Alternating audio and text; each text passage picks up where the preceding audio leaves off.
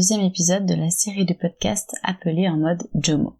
Je suis Julia et j'ai décidé de parler sans tabou et sans culpabilité de nos rapports à nos téléphones. Je suis orthophoniste et coach en détox digital. Dans cet épisode, je voulais lever le mystère du fonctionnement des likes et des notifications et de l'impact qu'ils ont sur nous. Donc, comparons une publication que l'on ferait sur un réseau social, que ce soit une photo, un article, une phrase d'humeur, un commentaire ou même une vidéo, à un jeu de mots qu'on ferait devant un groupe de personnes. La poignée de secondes qui vont suivre la blague qu'on aura osé dire à voix haute vont nous servir d'observation. On va guetter les sourires en coin, les regards échangés, les haussements de sourcils, les pouffements de rire, et si c'est l'esclave général, jackpot. On se sent tout fou, revigoré, prêt à enchaîner d'autres blagues. Regonflé, plein de confiance, on a aimé ce sentiment d'être drôle et de provoquer des réactions chez les autres.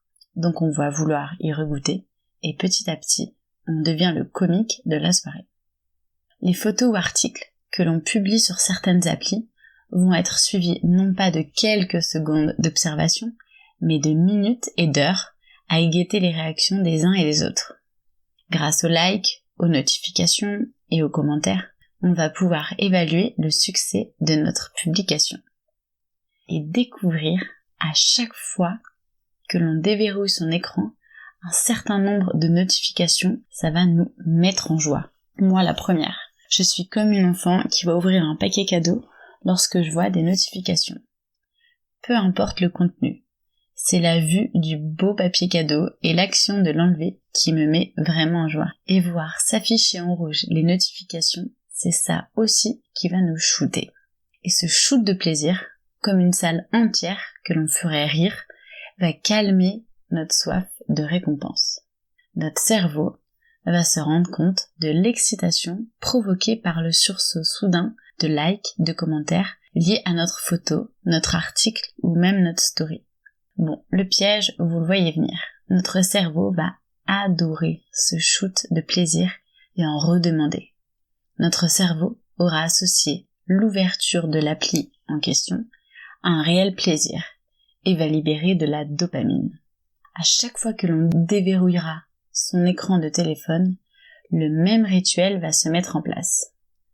Apercevoir l'onglet Facebook ou Instagram nous provoquera des petits picotements d'excitation.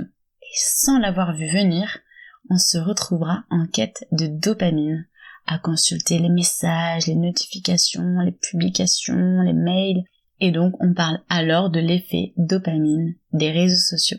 Et vous l'avez compris, avec mon histoire du blagueur et du papier cadeau. Le truc un peu pervers qui arrive, c'est que forcément, on va donc se lancer dans la grande course aux likes et aux notifications. Plus on publie, plus on suscite des réactions et plus on aime ça. Les likes, c'est notre nouvelle jauge de popularité.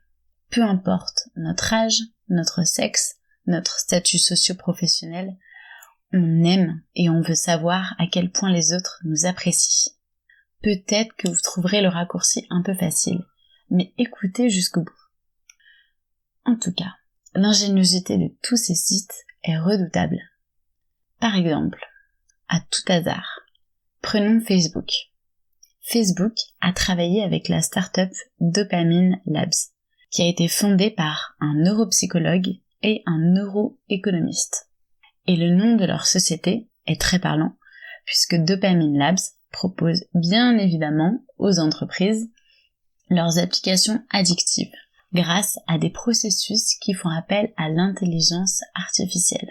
Donc stop, fin d'angoisse, ce podcast ne doit pas être anxiogène, mais vous éclairer sur ce qui se trame derrière les incitations à publier et à commenter de la plupart des sites et des applis. On comprendra mieux pourquoi on se met à avoir un comportement étonnant, parfois avec notre téléphone, comme une personne qui aurait des TOC, ces fameux troubles obsessionnels compulsifs. On s'empare de notre téléphone, on se met à ouvrir une appli, puis 2, puis 3 applis, puis on réouvre la première appli, puis on ferme tout. On se met ensuite à guetter l'écran, on est un peu sur le qui-vive, prêt à bondir au cas où une notification apparaîtrait. On déverrouille de nouveau notre écran, on vérifie, puis on ferme, puis on réouvre machinalement. Bon, pas de culpabilité dans vos oreilles. On est tous un peu comme ça. Le tout est d'en avoir conscience. Se dire, ok, bon, là on dirait un taré ou une tarée. Prenez le temps de comprendre ce qui vous pousse à publier quelque chose. Et ensuite, observez si cela vous a finalement détendu ou bien au contraire un peu crispé. Avant de lancer la musique de fin, je voulais vous glisser un dernier et bon conseil.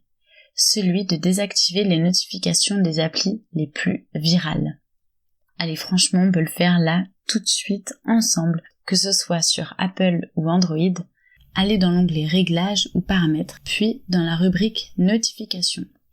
Et maintenant, décochez l'option Autoriser les notifications pour les applis que vous voulez.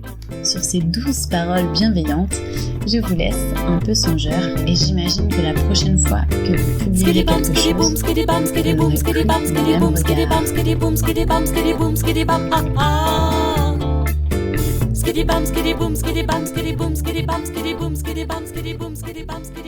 regard.